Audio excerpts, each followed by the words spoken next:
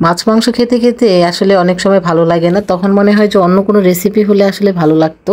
আর ডিমের এই রেসিপিটা আমি বিয়ের আগে কখনোই খাইনি, বিয়ের পর আমার শ্বশুরবাড়িতে খেয়েছি, এটা খুবই মজা হয়। আসসালামু আলাইকুম, হ্যালো এভরিওয়ান, আশা করছি সবাই ভালো আছেন। আমি আলহামদুলিল্লাহ ভালো আছি। সকাল সকাল রান্নাঘরে, আর আমি সবসময় রান্নাঘর থেকেই ভিডিওটা শুরু করি, তাই আপনারা সবাই আমার ভিডিওতে শুধু রান্নাবান্নার ভিডিও দেখতে পারেন। আমি কোনো রেসিপি ভিডিও শেয়ার না করলেও রান্নার ভিডিওগুলো আপনাদের সাথে শেয়ার করি আর আপনাদের সাথে গল্প করি। চুলায় ডিম সিদ্ধ বসিয়ে দিয়ে এসে ছেলের সাথে একটু খেলা করছিলাম। ছেলে মাঝে মাঝে বায়না করে তার সঙ্গে একটু খেলা করতে, আর সে খুবই খুশি হয় তার সাথে খেলা করলে। আজকে বুটের ডাল রান্না করব, এর জন্য বুটের ডালগুলো আগে ভিজিয়ে রেখেছিলাম। এবার এটাকে প্রেসার কুকারে ছিটি দিয়ে নেব। আর আমি ম্যাক্সিমাম রান্নাগুলোই প্রেসার কুকারে করি, এতে করে আমার সময়ও কম লাগে আর দ্রুত রান্না হয়ে যায়। আসলে সবসময় মাছ মাংস খেতে খেতে আর ভালো লাগে না, তখন মনে হয় যে অন্য কোনো রেসিপি হলে আসলে ভালো লাগতো। তাই আজকে ভাবলাম যে একটু ডিম রান্না করি, তাই আমি ডিম সিদ্ধ করে ছুলিয়ে নিয়েছি। আর মাশাল্লাহ এবারে ডিমগুলো এত বড় ছিল। আরেকটা কথা কি জানেন, বাজার থেকে যখন বড় ডিম নিয়ে আসে আমার খুবই ভালো লাগে, কিন্তু যখন ছোট ডিম নিয়ে আসে তখন আর ভালো লাগে না। আর এদিক দিয়ে আমি যে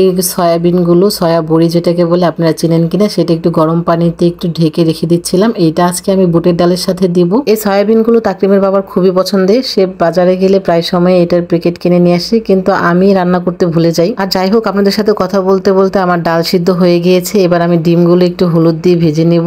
আর ডিমগুলো হলুদ দিয়ে ভাজার পরে কিন্তু এর কালারটা খুবই সুন্দর হয় আর দেখতেও খুবই ভালো লাগে। বিয়ের আগে আমি বাবার বাসায় ডিমের অনেক রেসিপি খেয়েছি, অনেকভাবে ডিম রান্না করেছি, কিন্তু আমি বুটের ডাল দিয়ে ডিম কখনোই খাইনি। আমি শ্বশুর বাড়িতেই প্রথম বুটের ডাল দিয়ে ডিম রান্না খেয়েছি, আর এটা আমার কাছে খুবই ভালো লেগেছে।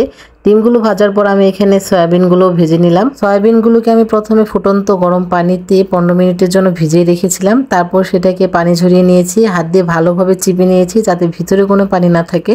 তারপর সেটাকে আমি তেলে ভেজে নিয়েছি। আপনারা কেউ আবার ভাইবেন না যে আমরা সবসময় বুটের ডাল, ডিম আর সয়াবিন দিয়ে খাই। সয়াবিন কিন্তু আসলে দেওয়া হয় না, সবসময় বুটের ডাল দিয়ে ডিম রান্না করা হয়।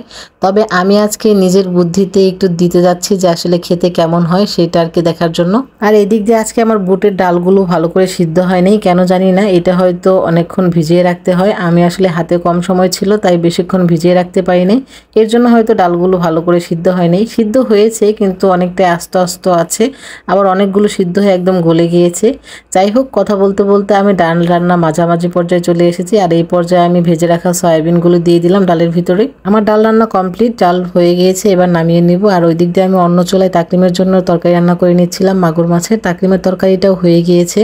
তারপর আমি একটু করলা ভাজি করে নিচ্ছিলাম। আর করলা ভাজিটা কিন্তু একটু সবুজ সবুজ রেখে রান্না করলেই কিন্তু ভালো লাগে দেখতেও, আর খেতেও ভালো লাগে। আর আমরা সকালের নাস্তায় সবসময় রুটি যেহেতু খাই, এর জন্য সবজিটা আমি আগের দিনে করে রাখি, এতে করে সকালবেলা আর কোনো ঝামেলা থাকে না।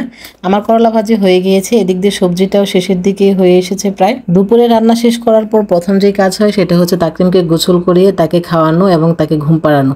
তারপর আমি হচ্ছে গোসল নামাজ করে আমি নিজে খেতে বসি। তাই তাকরিমকে খাওয়াচ্ছিলাম, আর খাওয়ানোর পর ওকে ঘুম পাড়িয়ে আমরা গোসল নামাজ করে এবার নিজেরাও খেতে বসে পড়লাম। আর ডালের ভিতরে যেহেতু সয়াবিন দিয়েছি আমার নিজের বুদ্ধিতে, তাই মনে মনে ভাবছিলাম আসলে খেতে কেমন লাগবে, কিন্তু আসলে রান্না করার পর এটা খেতে খুবই মজা হয়েছিল, খুবই ভালো লেগেছে।